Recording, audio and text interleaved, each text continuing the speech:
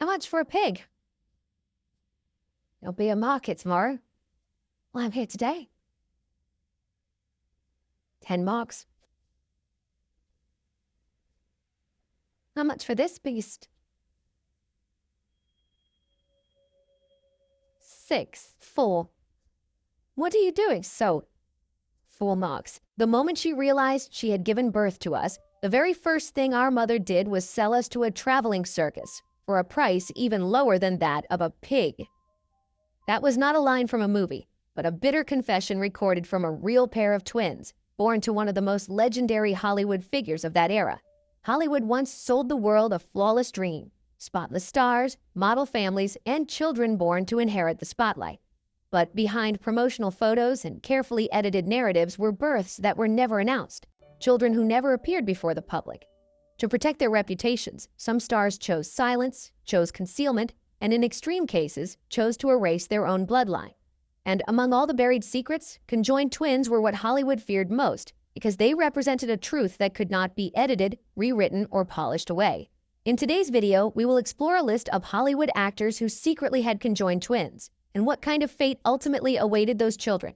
1. Abby and Brittany Hensel, two individuals sharing one body from the moment they were born. The story of Abby and Brittany Hensel began on what seemed like an ordinary morning in Minnesota on March 7, 1990. In the delivery room, all initial indicators were stable. There were no clear warning signs during the pregnancy that would have prepared the family for what was about to happen.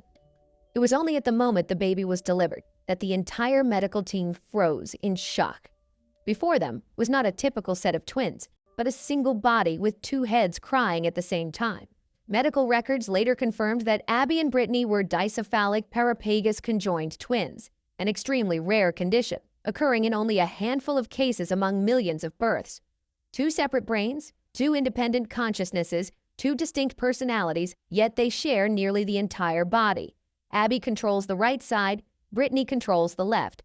Each has her own heart, lungs, and stomach, but they share one digestive system and one system essential for survival.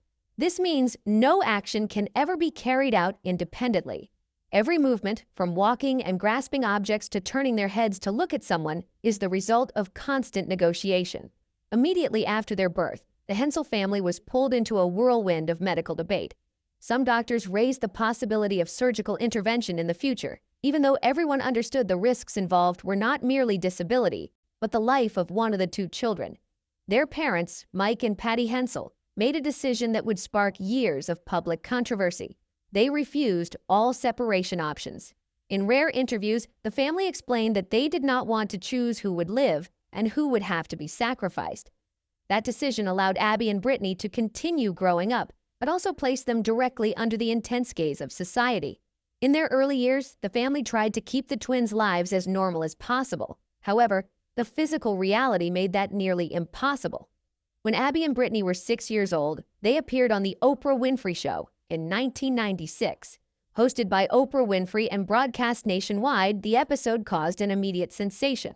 For the first time, millions of American viewers saw two children speaking in turns, sometimes disagreeing, sometimes yielding to one another over very small things, such as choosing the color of a dress or answering the host's questions.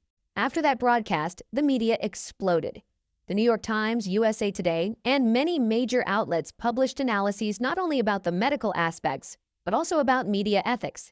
Some journalists questioned whether television was turning the lives of two children into entertainment. On early internet forums, debates erupted around privacy, consent, and the psychological future of Abby and Brittany. From that point on, their lives became inseparable from the camera lens. When they learned to ride a bicycle, someone stood at a distance taking photos. When they practiced driving, reporters waited outside. When they applied to Bethel University, local media followed every step. The peak came in 2012 when TLC aired the reality documentary series Abby and Brittany. The show brought their everyday lives into primetime television, from classrooms and kitchens to deeply personal disagreements between the sisters.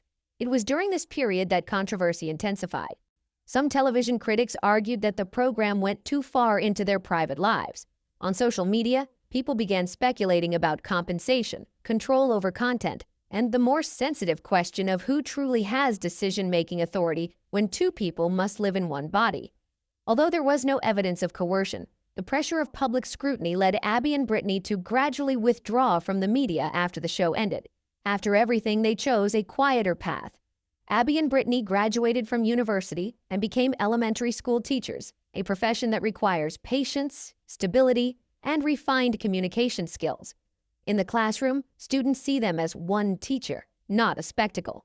Yet outside the classroom door, the label of a special case has never fully disappeared. Any small change in their lives can still easily become news. The greatest consequence in the story of Abby and Brittany does not lie in medicine, but in the fact that their entire lives have been lived under a microscope. Every personal choice carries double the weight, not only because there are two people, but because society has always felt entitled to judge. Today, Abby and Brittany are often mentioned as symbols of adaptation and acceptance. However, their story is also a reminder that not every pair of conjoined twins in history has had the opportunity to choose, to be protected, and to live as full human beings. And by turning the clock back just a few decades, Hollywood witnessed another pair of conjoined twins, where public curiosity was not accompanied by compassion, and whose fate took a completely different path. 2. Daisy and Violet Hilton, sold, displayed, and drained by Hollywood. Daisy and Violet Hilton were born in 1908 in Brighton, England, into a poor family. They were joined at the hip. Immediately after birth, instead of being protected by the law or the medical system, they were pushed straight into a transaction. Just days later, their biological mother handed them over to Mary Hilton, a woman who managed so-called oddities. There was no protective contract, no social oversight. From that moment on, Daisy and Violet were no longer children, but property.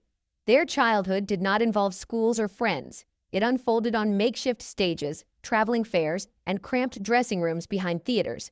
Mary Hilton controlled everything: performance schedules, money, and even how they spoke in front of crowds. British newspapers in the early 20th century described them with sensational language, focusing more on their bodies than their humanity.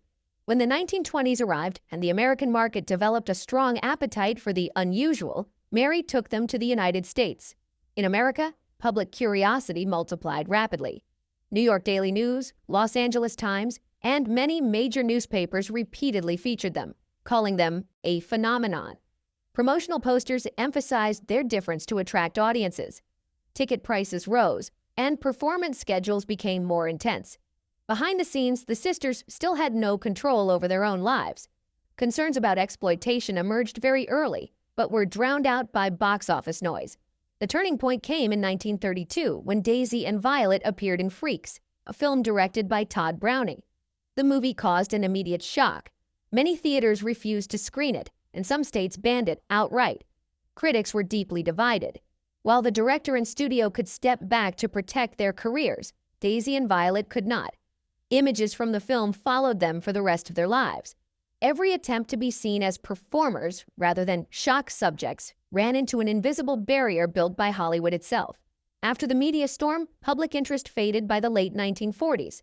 Once they were no longer considered new, Hollywood turned away. There were no contracts, no savings, no protective network.